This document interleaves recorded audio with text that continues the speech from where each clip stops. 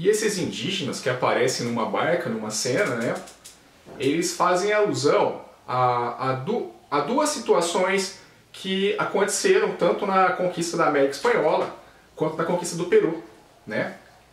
Primeiramente, um desses nativos fala que os espanhóis eram deuses. E de fato essa era uma crença que havia, né? Que os espanhóis seriam os deuses deles retornando, né? Que tinha uma crença antiga, né? No México, que é de Quetzalcóatl, e entre os incas, né, tinha também a crença do Viracocha, em que esses deuses voltariam em determinado tempo e que eles tinham partido rumo ao mar. E eles estariam voltando agora, né? Então os índios passam a identificar esse mito de origem com os espanhóis. Tem também uma situação que acontece também nos dois casos, né, de conquista, né, Peru e México, em que ela é representada por esse mesmo indígena, em que ele recebe uma Bíblia. Pessoal, ele não sabe o que é uma Bíblia. Aí ele vai, chacoalha a Bíblia, joga no chão e ele é duramente repreendido por isso. Tem uma outra situação também que é interessante se ater, né, que tem um índio que aparece no filme que ele diz que o nome dele significa aquele que porta a palavra, que quer dizer Tlatoani, né, que seria o líder asteca. É uma clara alusão a Montezuma, né, e ele reclama que agora ele era um escravo e que antes as pessoas sequer poderiam olhar para ele. Era o que acontecia com Montezuma. As pessoas não poderiam vê-lo. As pessoas comuns tinham que baixar os olhos quando Montezuma passasse. Ele era um ser místico para os astecas. Então tem várias alusões aí que vão remeter a questões pertinentes à conquista da América Espanhola. Mas vamos nos ater agora à conquista do México, propriamente, né? Que é o tema que norteia a aula. E o tema que me levou a passar esse filme para vocês. Bem, observe só. Antes da viagem de Cortés, houve um processo, né, que separa, um hiato temporal que separa a chegada de Colombo até a viagem de Cortés de quase 30 anos.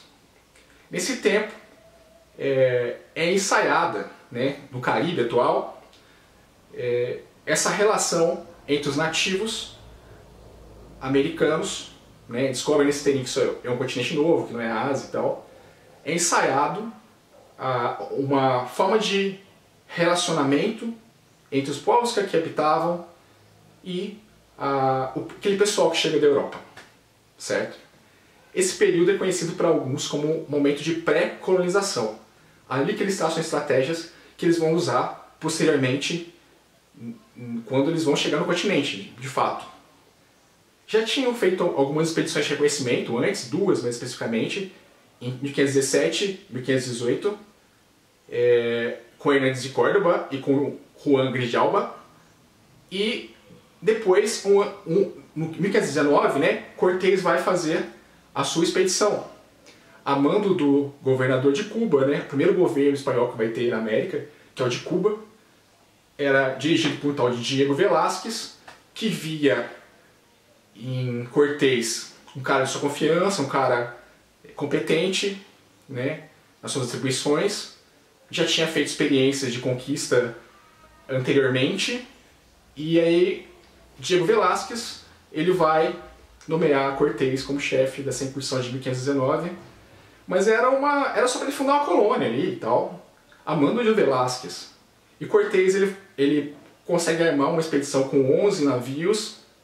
Quando chega no México, ele simplesmente dá uma banana, como Lopes de Aguirre fez para o Ursúa, né?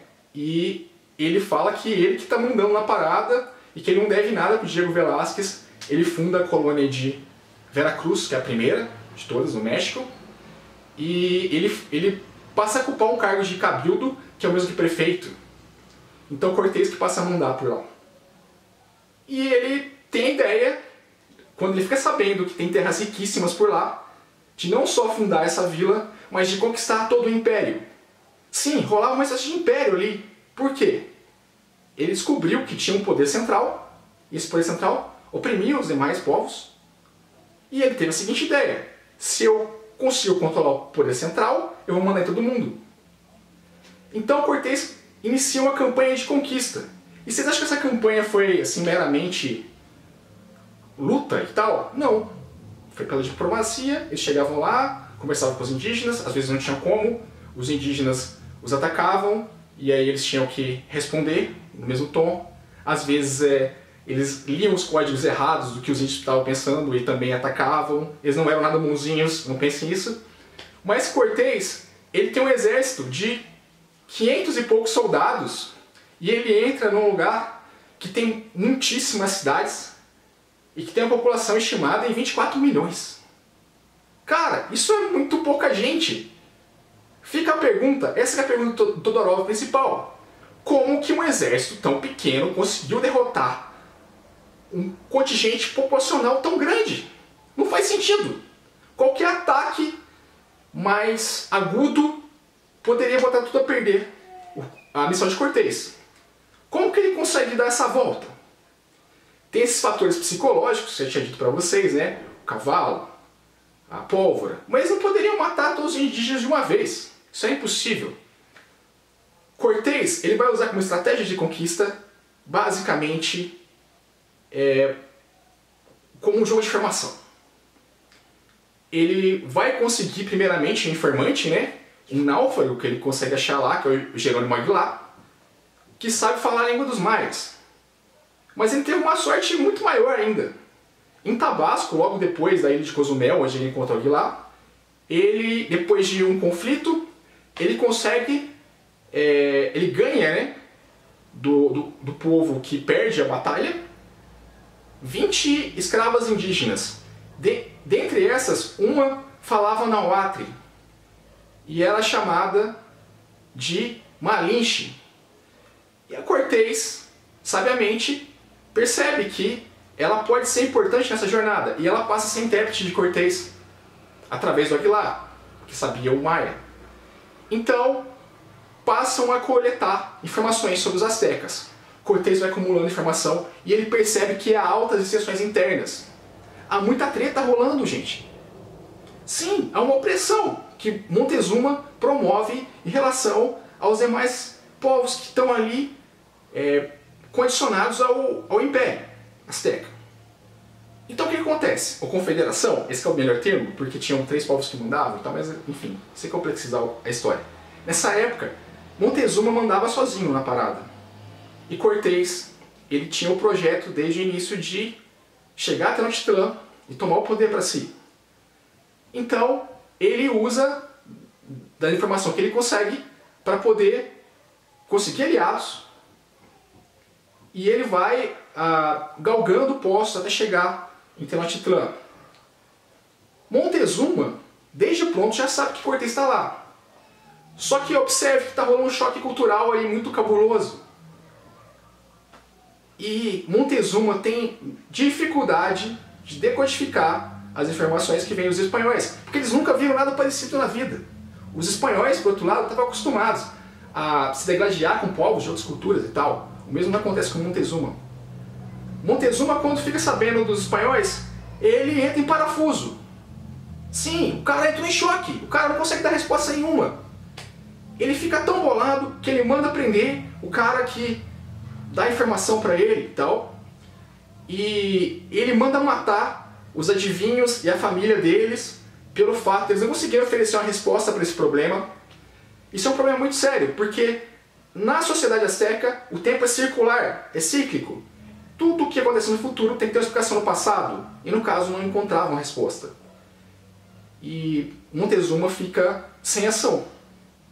Essa falta de ação do Montezuma leva a Cortés a ganhar postos, a galgar posições, até que ele consegue enfim chegar até Tenochtitlan e ter uma conversa direta com o Montezuma.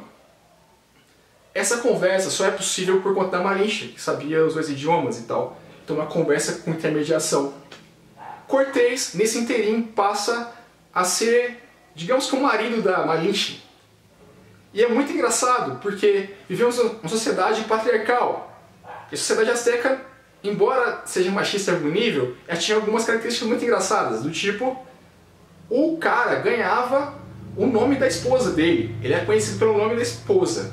Portanto, Cortés era chamado de Malinche. Pra vocês compreenderem a situação, é como se Tony Bellotto fosse conhecido como Malumade. Tá, de fato ele é conhecido como Malumade, mas isso não é comum na nossa cultura, a deles era. Então Cortés não era conhecido como Cortés, mas como Malumade, não mentira, como o Malinche. Sim, e graças a Malinche, ele consegue chegar a Tenochtitlan e consegue conversar com Montezuma, ele é muito bem recebido, não dá treta, e ele consegue se instalar lá com os espanhóis. Não sem muito conflito antes disso, né? Antes disso tem a passagem do massacre de Cholula, que foi uma passagem terrível na história do México, que mataram milhares de indígenas com o apoio de outros indígenas. Sim, Cortés ele vê que tem treta rolando entre povos distintos e ele se vale disso para poder ganhar mais poder e para poder vencer essa batalha que era completamente desigual. Estipula-se que era um soldado para cada 100 astecas, um espanhol para cada 100 astecas. E, no entanto, Cortés, usando a sagacidade, né, mentindo pra caramba, porque falavam que ele era Deus, ele falava, obviamente, claro que eu sou Deus, véio. Como não? E ele usava das mentiras, ele falava que queria o ouro porque o ouro curava lá as doenças deles, não sei o quê. Ele não falava por que ele estava ali. Ele não contava o humor dele verdadeiro para os nativos. Claro que não. E nessa guerra simbólica, Cortés sai bem sucedido e por isso ele consegue chegar até Tenochtitlan, onde ele é bem recebido e tal, conseguindo driblar um exército que era muito maior que o dele. Então essa que é a questão principal que a gente tem que se ater. Está rolando uma guerra simbólica, dois povos distintos estão ali se degradando e os astecas têm dificuldade de entender o que está acontecendo, ao passo que os espanhóis são extremamente safos e eles conseguem, através de astúcia, dobrar